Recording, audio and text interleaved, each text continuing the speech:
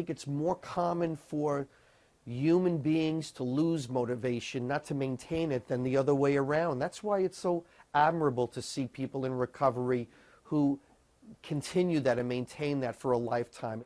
O psicólogo Nick Lessa dirige o Centro de Tratamento Intercare, em Nova York, e é coautor de guia usado por profissionais da área. In the case of Phillip Seymour Hoffman, he apparently was sober for more than 20 years. Have you seen cases like that? And how does that happen, that somebody has been in recovery for so long and loses that motivation to stay sober? I don't know what the circumstances were particularly in his life, but maybe in somewhere in his mind he told himself that maybe I can use a little bit now. Maybe it's been so long that I'm cured, to sort of speak. I can do a little bit, and maybe that little bit was very dangerous for him. You know, most deaths from heroin overdoses is from people who stop using and then go back to it and not realizing that their tolerance is so low that they take too much, and they never expected that. That's when the overdoses seem to happen, ironically, is after people stop using and go back to it. Para ele, a epidemia de mortes por opioides é apenas a ponta do iceberg do crescente abuso de drogas no país. The physicians in the United States had too much of a liberal view of prescribing opiates. Very uneducated about addiction, about substance use disorders, and began seeing it as the new panacea to take care of all pain for their patients, and were just giving it out too frequently, too liberally, and giving more than they needed in terms of a prescription. Maybe they needed a pain medication for 2 or 3 days, and they were given a prescription for 30 days. So where does those pills, those extra pills, go? They go into the medicine cabinet. And where does it go from the medicine cabinet? Maybe the child, maybe an adolescent, maybe someone else who had a problem goes to the bathroom and opens up the medicine cabinet and sees these pills there. It's been flourishing all over the place right now, and it's just been, I think, used by people it's not even prescribed to. And it's a bigger problem than heroin, right? It begins with opioids, with painkillers in general. But eventually those pain, if they run out of those pain medications, if they can't seem to get it, it's a lot cheaper to buy heroin. I mean, heroin right now is about $6 a bag on the street.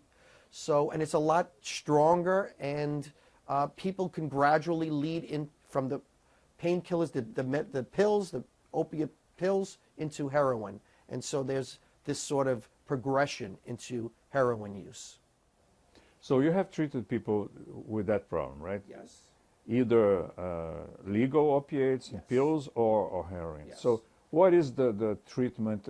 Each case is a different case, but are there like general rules for how to? One of the beautiful things about treating opiate dependence right now is we have these medications on the market. One in particular is called naltrexone. And naltrexone is what we call an opiate blocker. It goes into the receptor sites of the brain, and even if you used an opiate, a painkiller or heroin, you wouldn't get high any longer, George. It's an amazing medication that doesn't bring any high on its own. It just goes into the receptor sites and doesn't allow a person to get high. Now, a person would have to agree to take it. But now we also have an injectable form of that, where once a month, if you can give that injection, we could be assured that for the next month that person will not be able to use a substance and get any benefit from it.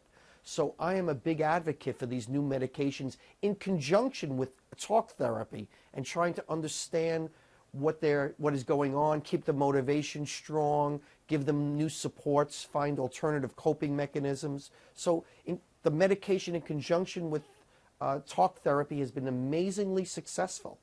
In your book, there's a chapter on the spiritual dimension of the disease and of the treatment too. So tell us about that.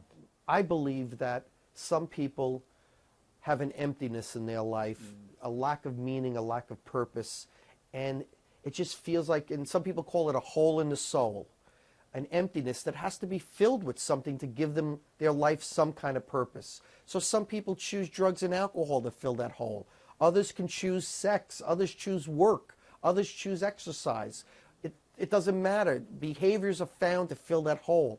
And what I found is that even when people stop using drugs and alcohol, if that hole remains, they will find some other behavior to compulsively do to fill that emptiness. So we have to understand that emptiness. We have to give them some purpose and meaning in their life. Bring some of that back, and that really can be very helpful for many people.